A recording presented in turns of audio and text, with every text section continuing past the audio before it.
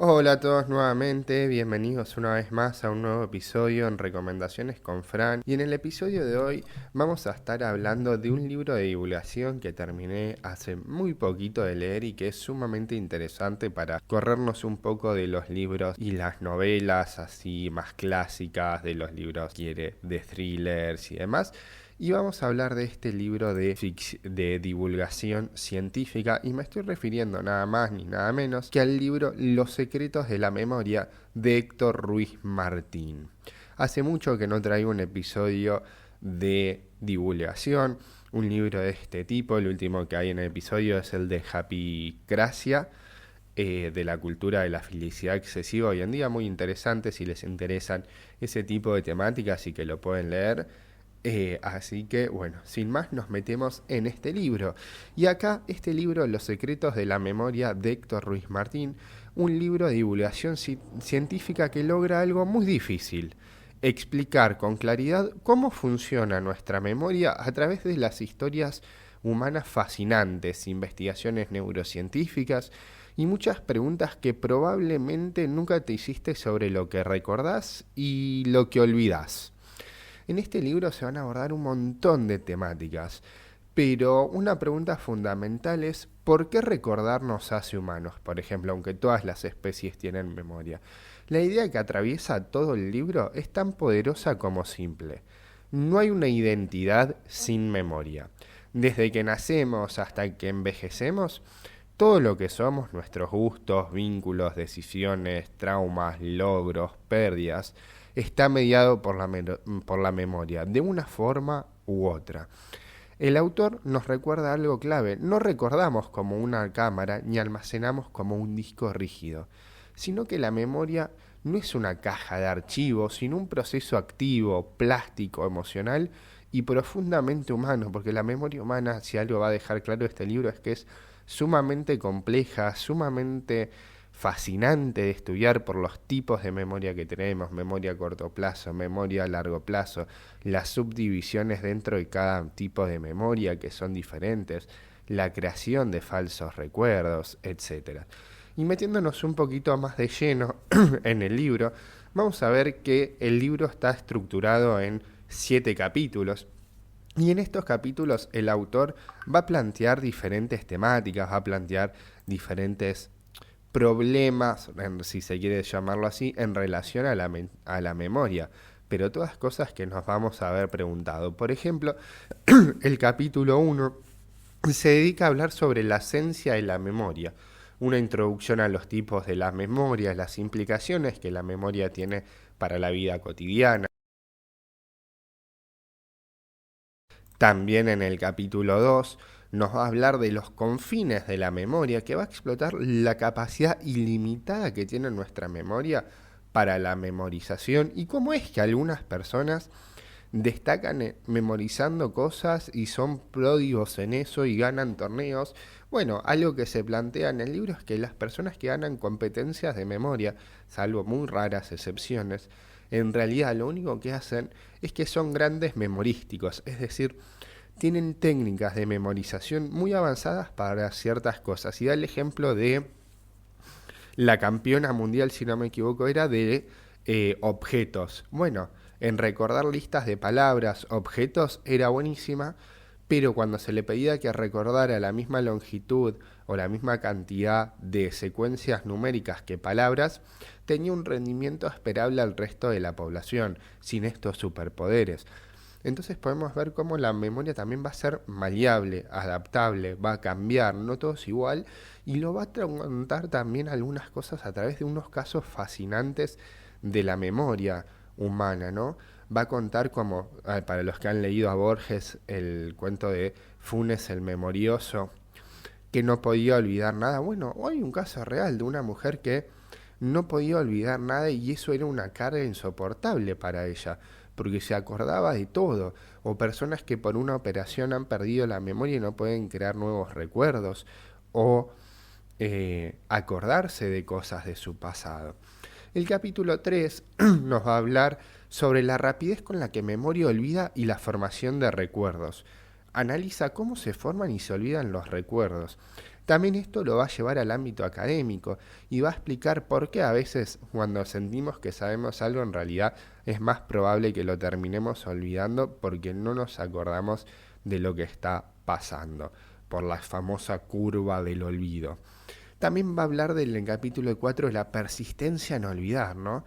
Cuando queremos olvidar algo malo que nos pasó, algo que nos pasó y que no queremos saber nada más, y por qué esas cosas nos resultan tan difíciles de olvidar, nos cuesta tanto, en cambio, algunas otras cuestiones son más rápidas, no nos cuesta tanto. Por otro lado, en el capítulo 5, se va a hablar de las fallas en la codificación, almacenamiento y recuperación de la memoria, es decir, examina los errores en el proceso de memorización, el recuerdo y el olvido, explora la relación entre recordar y olvidar. Y en el capítulo 7 va a hablar del desarrollo de la memoria, desde la niñez hasta la adultez, también lo que se conoce con la famosa amnesia infantil. ¿Por qué no nos acordamos nada de nuestros primeros años de vida y otras situaciones? Esto a grandes rasgos es lo que habla el libro y lo hace de una manera que no es ni densa ni aburrida, explicando conceptos de biología, de la neuropsicología, de las neurociencias, de diferentes teorías que explican cómo funciona la memoria. Y ahora sí, ya metiéndonos un poquito más técnicos, podemos decir que tenemos diferentes tipos de memoria, que no es una sola memoria. Tenemos tres grandes sistemas: la memoria sensorial, que se encarga de retener la información del entorno por milésimas de segundos o segundos, cuando alguien te habla mientras pensás en otra cosa y recién después recordás lo que te dijo. La memoria de trabajo, donde sostenemos lo que estamos pensando ahora, que es limitada, frágil y exige atención. La memoria a largo plazo, donde ahí se almacenan los recuerdos, conocimientos y habilidades, que puede durar minutos o toda la vida. Y también dentro de la memoria a largo plazo tenemos divisiones: la explícita o declarativa, hechos como la semántica, y recuerdos personales, también llamada episódica. Y también tenemos la memoria implícita procedimental, hábitos, reflejos, habilidades como andar en bici o tocar el piano. Y esto, como les dije, lo presenta a través de casos. Por ejemplo, el caso de Clive Warning, que lo podemos definir como vivir solo en el presente. Una historia inolvidable del libro es la de Clive Warning, un director de orquesta británico que sufrió una encefalitis que destruyó partes críticas de su cerebro. Desde entonces vive en un eterno presente de 7 segundos. No puede generar recuerdos nuevos ni retener información por más de unos instantes. Sin embargo, cuando puede tocar el piano, preparar el té, y su rostro se ilumina cada vez que ve a su esposa, como si fuera la primera vez, cada vez. Este caso muestra cómo se puede perder ciertas memorias pero conservar otras, y también cómo el cerebro no guarda recuerdos, sino que los reconstruye cada vez que los evocamos. También cómo se forman los recuerdos y cómo los perdemos. Bueno, en el libro se explica cómo se crean los engramas, los patrones de activación neuronal que, si se repiten o son emocionalmente intensos, se consolidan y permiten que se forje un recuerdo. Una parte clave del cerebro en esta formación de recuerdos es el hipocampo. Sin él no podemos formar recuerdos duraderos. Pero también nos habla del olvido y algo más inquietante: los falsos recuerdos. Sí, podemos recordar cosas con lujo de detalle que nunca pasaron o que ocurrieron de otra manera, porque recordar también es imaginar, y a través de diferentes investigaciones de laboratorio y demás, van a ir hablando y va a ir demostrando cómo es muy fácil insertar un fácil recuerdo en las personas en diferentes investigaciones. Al que le interese más esta temática puede leer artículos o investigaciones de Elizabeth Loftus, que fue una de las pioneras en el estudio de la memoria y la creación de los falsos recuerdos, sobre todo, y todas las implicaciones que tiene. Porque cuando recordamos algo del pasado también lo mezclamos con otros patrones. No recordamos tal cual las cosas como sucedieron. ¿Por qué repetimos tanto y no aprendemos tan bien, no? Y esto a veces es que aprender no es repetir una y otra vez, sino entender, conectar, aplicar, reflexionar, ¿no? Y esto lo lleva al ámbito académico. Uno cree que con releer un texto 20.000 veces lo va a aprender, y no. La evidencia científica demuestra que la mejor forma de estudiar, que esto lo hicimos, no me acuerdo si hice el episodio, pero lo puedo hacer si les interesa, de un libro que se llama Apréndetelo, con diferentes técnicas de estudio efectivas por la ciencia acá también. Se habla de que lo más importante para el estudio es la repetición espacada y la evocación activa, recuperar la información sin tenerla delante. Son técnicas mucho más eficaces que releer o subrayar sin sentido. Y algo que insiste el autor es que el aprendizaje es cambio. Y si no cambia tu cerebro, no aprendiste nada, por así decirlo de una manera vulgar, ¿no?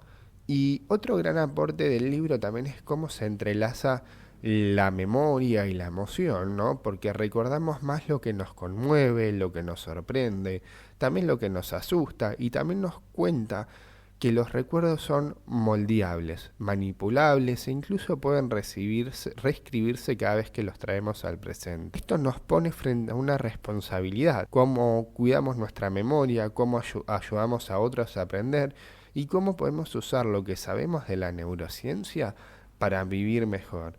En definitiva, este es un libro que les va a gustar mucho para aquellos que les interese la memoria humana, conocer un poco más de este fascinante proceso cognitivo como lo es la memoria, conocer en qué consiste, para qué fue diseñada biológicamente, evolutivamente, cómo llegó a esto, y todo lo que hay detrás de la memoria, que es algo que da para leer y releer un montón de veces.